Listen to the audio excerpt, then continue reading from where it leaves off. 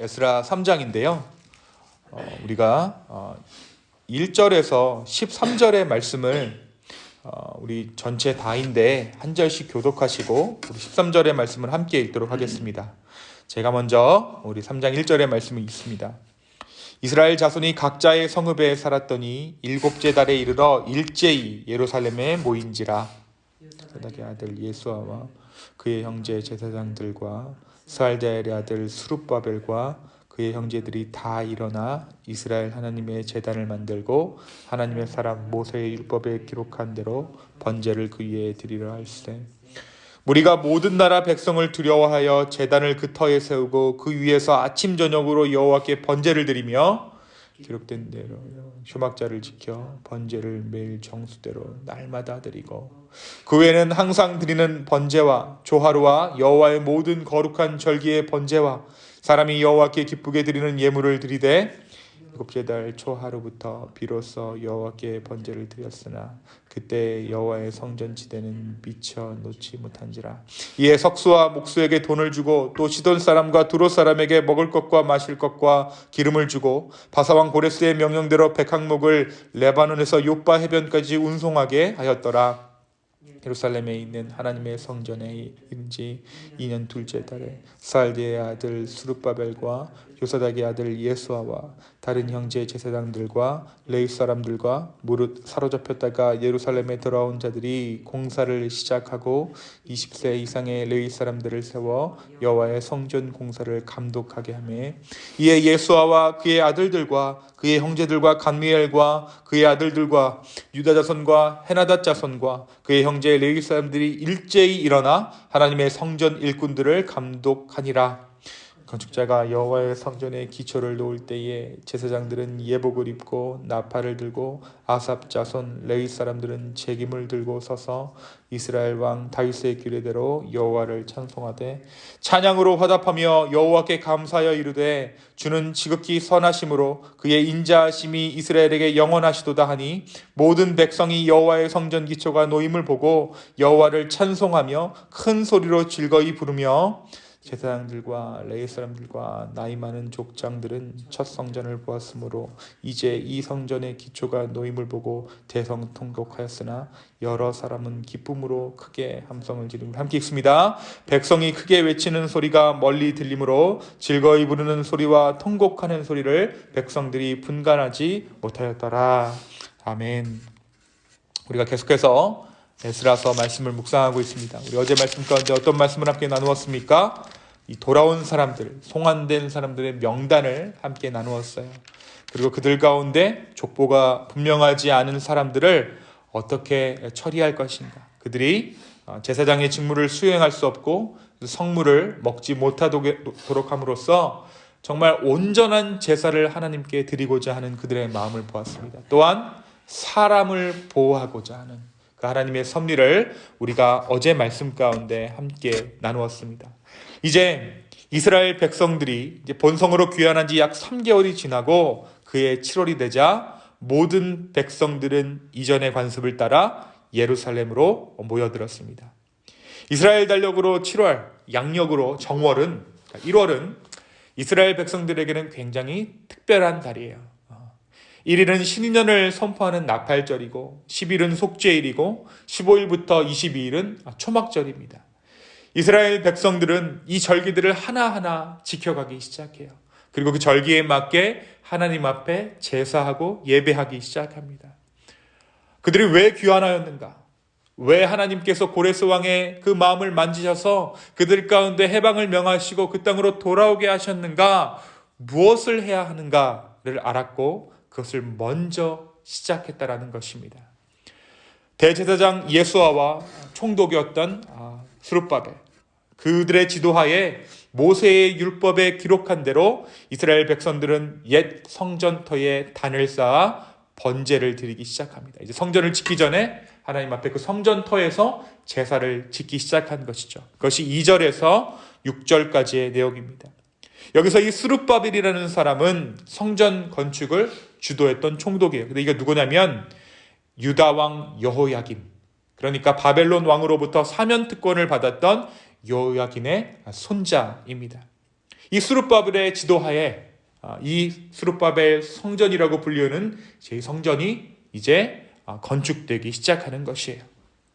그런데 이스라엘 백성들이 그들의 땅으로 돌아가기도 전에 그들의 마음 가운데 그들의 마음을 짓눌렀던 것이 한 가지 있었어요. 그것이 무엇이냐면 70년간 자신들이 포로로 살면서 떠나온 그 땅에 그들을 대신해서 다른 민족들이 들어와 살기 시작했죠. 그런데 이제 다시 가서 우리가 이 땅이 원래 우리의 땅이었다라고 주장한다면 그들과의 전쟁을 피할 수 없기 때문입니다. 게다가 그들의 지금 모든 신경들이 곤두서 있었어요. 이스라엘 백성들이 지금 어떻게 하는가? 고레스의 칙령이 온 땅 가운데 반포되었기 때문에 이제 이스라엘 백성들이 이 땅에 돌아올 텐데 이들을 어떻게 할 것인가 하면서 이 이방 민족들의 신경이 곤두세워져 있었습니다. 이스라엘 백성들이 두려움 가운데 제단을 쌓아 올렸다라고 오늘 말씀 3절 가운데 기록하고 있죠. 우리가 모든 나라 백성을 두려워하여 제단을 그 터에 세웠다. 이들은 이러한 상황 가운데 두려움으로 제단을 쌓아 올렸던 것입니다. 이 삼엄한 분위기 안에서 이스라엘 백성들은 하루 한 번이 아니라 하루 두 번씩 아침 저녁으로 예배하고 제사하기 시작합니다. 아직 말씀해 보니까 성전 터도 제대로 놓아져 있지 않은 때예요. 바로 그때에 제사를 지내기 시작한 것이죠.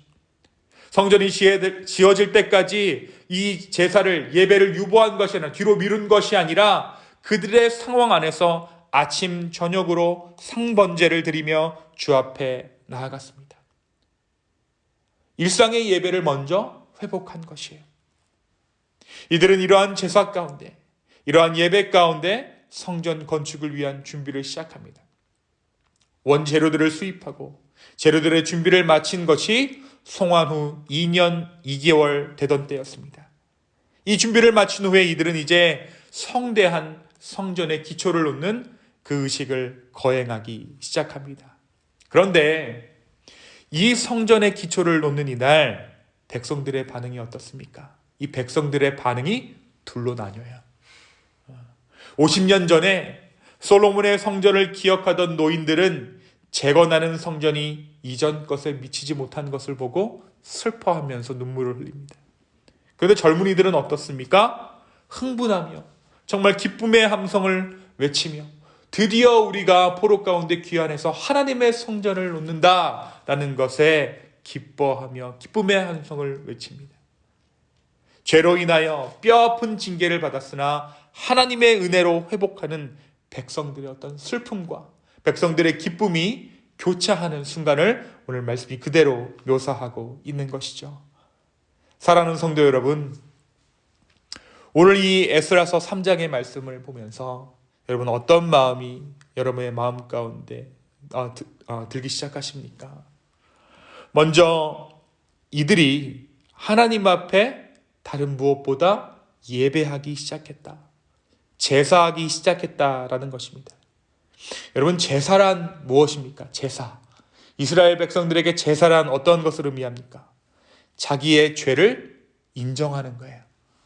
제물에 자기의 죄를 전가해서 태워버리는 것이 제사입니다.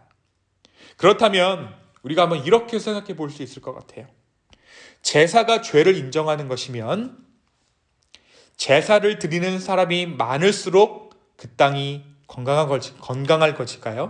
것일까요? 아니면 제사를 드리는 사람들이 적을수록 그 땅이 건강하다는 뜻일까요? 죄를 지어야 제사를 드리는 것이겠죠. 그렇다면 제사를 드리는 사람이 많으면 많을수록 그 땅이 건강한 땅인가?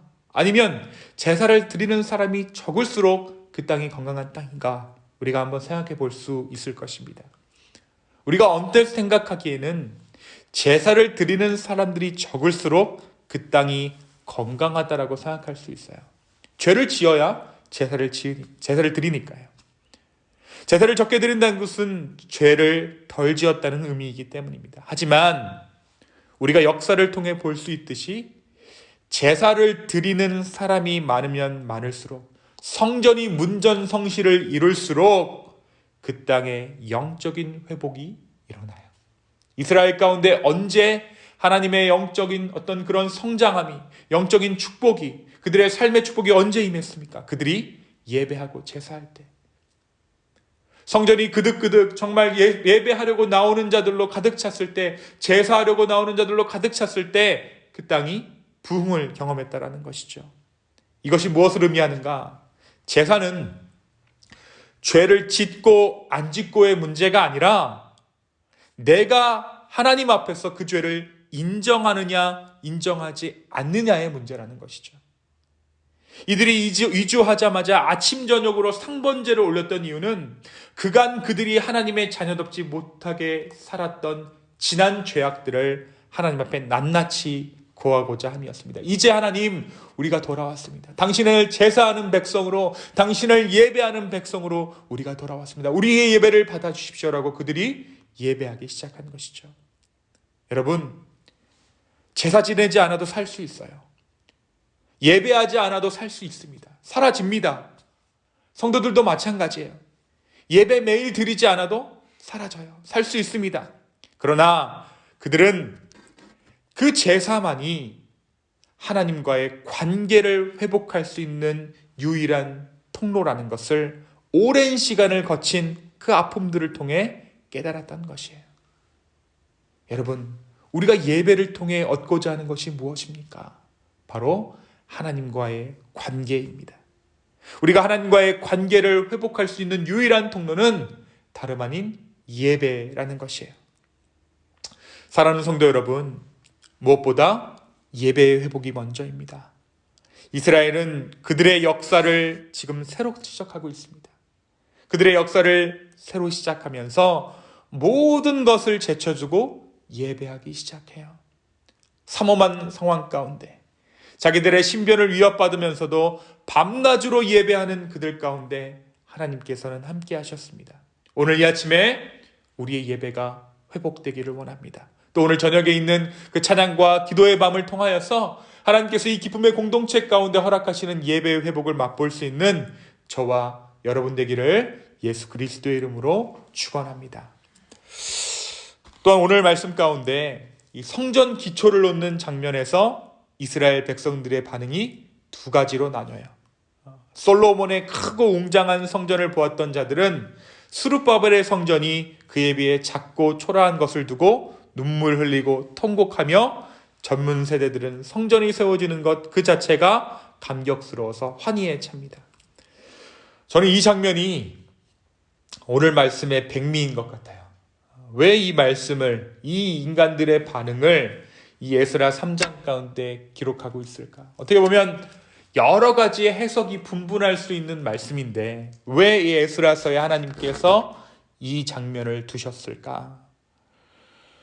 여러분, 이 스룹바벨의 성전은 하나님의 영광을 담고 있는 성전이기도 하지만 동시에 무엇을 담고 있는 성전입니까? 인간들의 죄를 담고 있는 성전이에요.